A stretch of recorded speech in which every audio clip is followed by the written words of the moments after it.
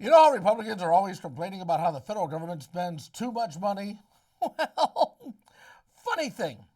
NebraskaExaminer.com reports that a pork processing plant in Fremont received a $25 million grant to help add a second shift. And guess who is one of the owners of this pork processing plant? That's right, Governor Jim Pillen.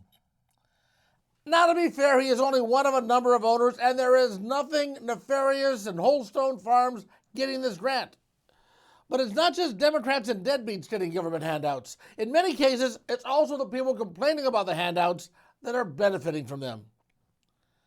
And if business is so good at Holstone Farms, why do they need the government's help to add a second shift?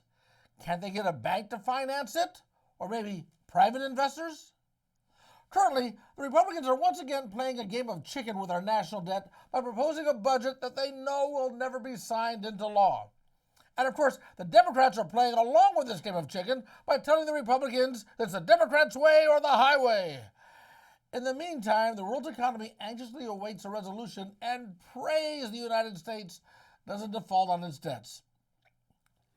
I agree when Republican politicians say the Fed spend too much money, but they don't want to raise taxes or turn down government handouts, so what's the solution?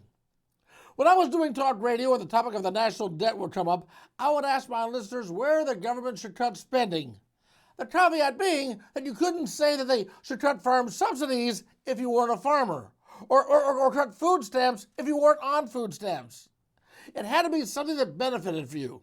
And there were crickets. Nobody called in because it's easy to say that government spends too much money as long as the money they're spending doesn't go to you.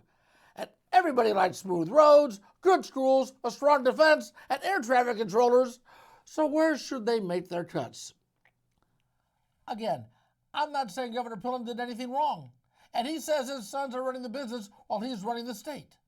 But if we're ever going to get our federal spending and national debt under control, we've all got to pitch in. Not just the other guy.